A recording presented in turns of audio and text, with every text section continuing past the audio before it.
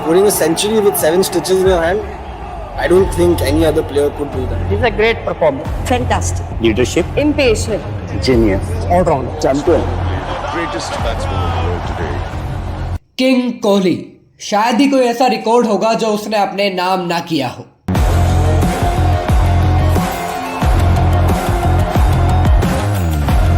Cricket की history में लगभग सभी लिविंग लेजेंड्स ने ये माना है कि उन्होंने विराट जैसा महान प्लेयर अपनी पूरी जिंदगी में नहीं देखा।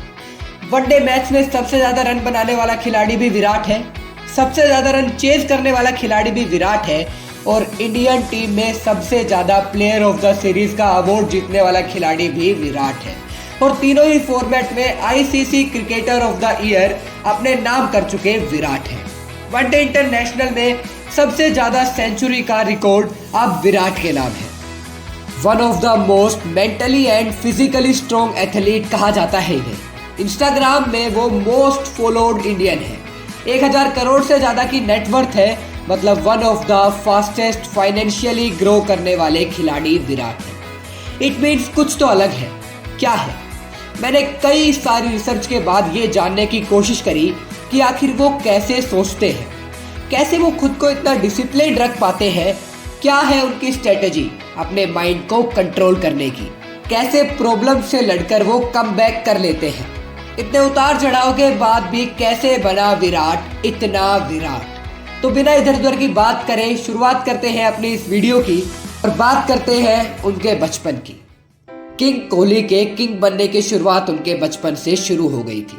जब वो 9 साल के थे तो बैट पकड़कर अपने पापा को कहते थे कि बॉलिंग करवाओ, और जब स्कूलिंग शुरू हुई तो दूसरे बच्चों को क्रिकेट खेलते देख उनका भी इंटरेस्ट उसके अंदर जागा और वो क्रिकेट में ज्यादा इन्वॉल्व होना शुरू हो गए।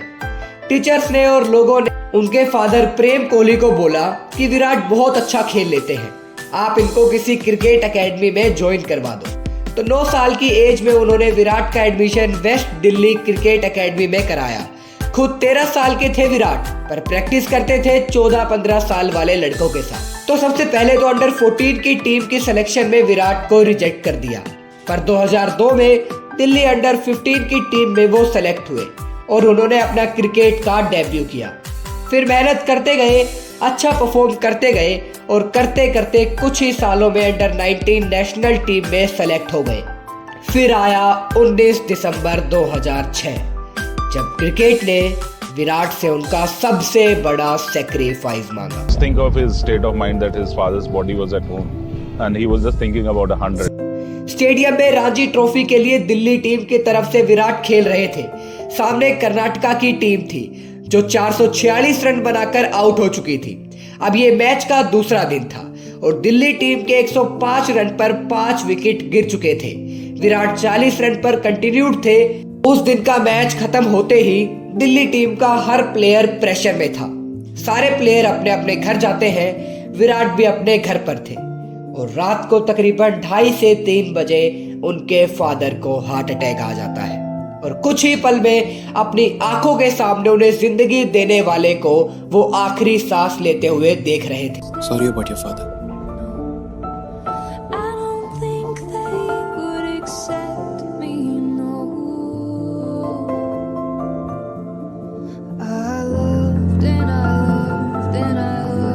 विराट ने तब अपने कोच राजकुमार शर्मा को फोन मिलाया, उन्हें सब कुछ बताया और पूछा कि अब क्या करूं।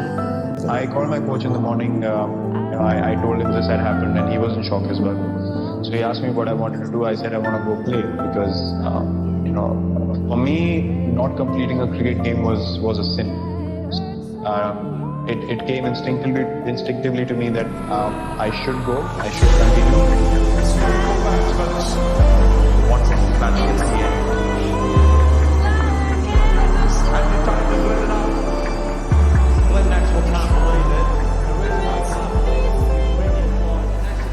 अगले दिन एक रन के लिए स्ट्रगल कर रही दिल्ली टीम के लिए विराट ने अकेले 90 रन चेज करे, मैन ऑफ द मैच बने और उनको देखकर कई दूसरे प्लेयर्स की आंखें भी नम हो गई कि घर में फादर की डेड बॉडी है और वो बंदा यहाँ टीम के लिए खड़ा है। फिर मैच में तुरंत बाद वो सीधा अपने फादर के फ्यूनरल की तरफ गए। स्टीफन कावी अपने इस book 7 habits of highly effective people में circle of influence and circle of concern की बात करते हैं। मतलब कि ये समझना कि कौन सी चीज हमारे कंट्रोल में है और कौन सी है जो हमारे कंट्रोल से बाहर है। फादर की डेथ हो चुकी है, अब वो उनको वापस नहीं ला सकते, लेकिन टीम हार रही है, वो उसको बचा सकते हैं। उस दिन 19 साल के विराट ने सबको दिखा दिया लीडरशिप का असली मतलब क्या होता है, ओनरशिप का असली मतलब क्या होता है। और विराट के फादर भी तो यही चाहते थे कि विराट अपनी हाईएस्ट पीक पर खेले, इसलिए विराट के फादर की डेथ के बाद क्रिकेट उनके लिए टॉप प्रायोरिटी बन गया और यहीं से उनके सक्सेस की स्पीड और तेज हो गई। लेकिन विराट को नहीं पता था कि आगे एक स्पीड ब्रेकर उनका इंतजार कर रहा है।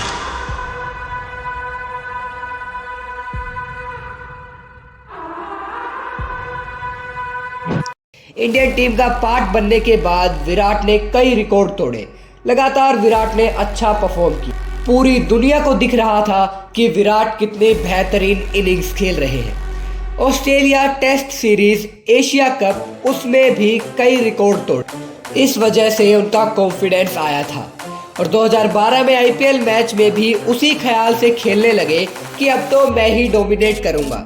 मगर असल में एकदम से लगातार इतनी सक्सेस देखने के बाद, कई रिकॉर्ड तोड़ने के बाद उनका जो कॉन्फिडेंस बूस्ट हुआ था वो ओवर कॉन्फिडेंस में बदल गया। और इस चीज को विराट ने तब रियलाइज किया जब वो 2012 में आईपीएल में बुरी तरह हार गए और पूरी तरह से मेंटली वो हिल गए। उन्हें लगा कि उनके साथ ये कैसे हो सकता, वो एक्सेप्ट ही नहीं कर पा रहे थे। मगर मैच के बाद जब वो वापस अपने रूम में लौटे और शीशे के सामने बैठे तो उन्हें सब कुछ साफ साफ दिखने, अपने हार की वजह साफ साफ नजर आई। उनको दिखाई दिया कि असल में लगातार सक्सेस की वजह से वो खुद को फॉर ग्रांटेड ले रहे थे, ईगोस्टिक हो रहे थे और मैच से पहले उनकी आदतें बिगड़ रही थी। मतलब ट्रेनिंग से लेकर डाइट तक कुछ भी खा रहे थे, जंक फूड की आदत लग गई थी। 4-5 दिन में 40 टॉफियों का पैकेट खत्म कर देते थे। और वो फिर एक ऐसा मोमेंट था जब विराट ने रियलाइजेशन के जरिए ने फेलियर्स को समझा। एक्सेप्ट करो और फिर उस हिसाब से एक्ट करो। कमियां होने में प्रॉब्लम नहीं है, लेकिन अपनी कमियों को टाइम टू टाइम सुधार करना और उन पे काम करना जरूरी है।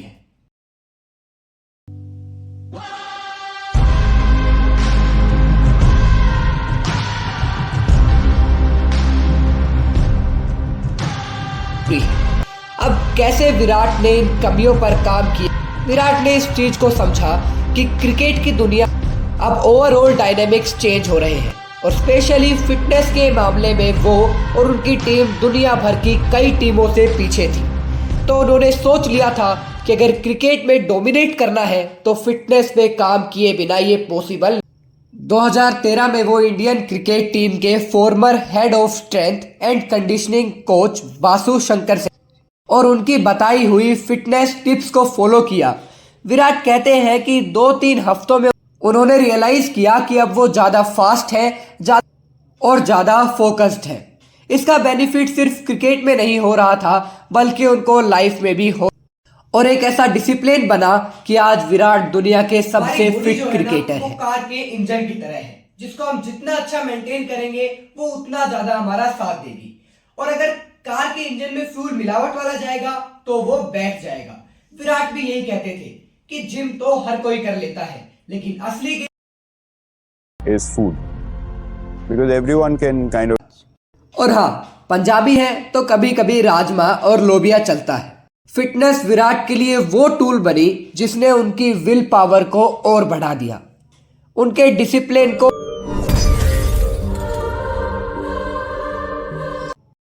आप ये देखो कि मोहल्ले में जब 4 लोग या रिश्तेदार सामने खड़े हो जाए ना तो लोग प्रेशर में आ जाते हैं। और अब ये सोचो कि एक प्लेयर पर कितना प्रेशर होता होगा जब करोड़ों लोग आपसे उम्मीद रखे। अच्छे खेलने पे तो आपको हीरो बना देते हैं और बुरा खेलने पे आपको विलन भी बना देते हैं। ऐसे में विराट ने अपने माइंड पे कैसे काम। 2012 में ही जब इंडिया ऑस्ट्रेलिया के अगेंस्ट 2 टेस्ट मैच हार चुकी थी, विराट ने 4 इनिंग्स में सिर्फ 43 रन बनाए थे। विराट ने देखा कि उन पर भी और पूरी टीम पर भी प्रेशर और टेंशन बहुत ज़्यादा है। ऐसे में विराट सोचना शुरू मैं क्या अलग कर सकता हूं? तब विराट ने अफर्मेशन एंड विजुअलाइजेशन करनी शुरू की। वो कहते हैं कि मैं खुद को याद करवाता गया कि मैं एक अच्छा प्लेयर हूं, मैं एक अच्छा प्लेयर। जब भी वो प्रैक्टिस नहीं कर रहे होते थे, वो अपने हेडफोन्स में म्यूजिक लगाते थे और अपने माइंड में खुद को अच्छा खेलते हुए देखते थे। वो पूरा विजुअलाइज करते थे कि कैसे वो बॉलर को डोमिनेट।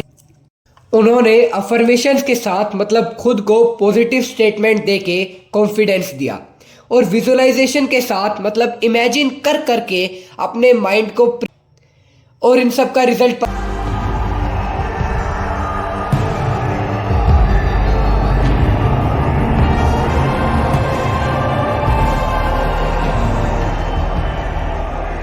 पता है क्या हुआ? जो बाकी के 2 टेस्ट मैच बचे थे उसमें विराट ने अकेले 257 रन बनाए। उस सीरीज में वो इंडियन टीम के हाईएस्ट रन स्कोरर बने। जब आप किसी चीज को माइंड में भी प्रैक्टिस करते हो ना, तो आप एक तरह से उसके लिए रिहर्सल कर रहे हो, उसके लिए प्रिपेयर हो जाते हो। अपना प्रेशर कम और आपका माइंड पूरी तरह से उस रिजल्ट के लिए आपको। सो एक बड़ी एक्सेप्टेंस के बाद विराट ने अपने फिजिकल और मेंटल स्ट्रेंथ पे एक्ट करते गए और अपनी गेम के साथ लाखों करोड़ों लोगों को। ये वही टाइम है जब विराट के हमने 2 रूप देखे। एक देखा एक शानदार और दूसरा एक अग्रेसिव प्लेयर, इमोशनल प्लेयर। लेकिन आज हम देखते हैं कि विराट बहुत स्टेबल है। एक अग्रेसिव प्लेयर इतने स्टेबल प्लेयर में कैसे था? विराट, जिन्होंने अपने इंटरव्यू में हंसते हुए बोला था कि क्या मैं आपको पाठ पूजा वही विराट अनुष्का के साथ कभी नीम करोली तो कभी स्वामी दयानंद गिरी जी के आश्रम, कभी मुकेश्वर मंदिर में नजर आते। विराट ने अपने कई इंटरव्यू कि अनुष्का ने उनको स्पिरिचुअलिटी की दुनिया दिखाई, जिससे उनकी लाइफ में बहुत सारे वो और काम हुए, चीजों को देखने का नजर भी खड़े। विराट कहते हैं कि अनुष्का की वजह से उन्होंने अपने सच के साथ तब भी खड़े रहना सीखा जब दुनिया My wife. थी। और ये चेंजेस इसलिए आए क्योंकि वो ओपन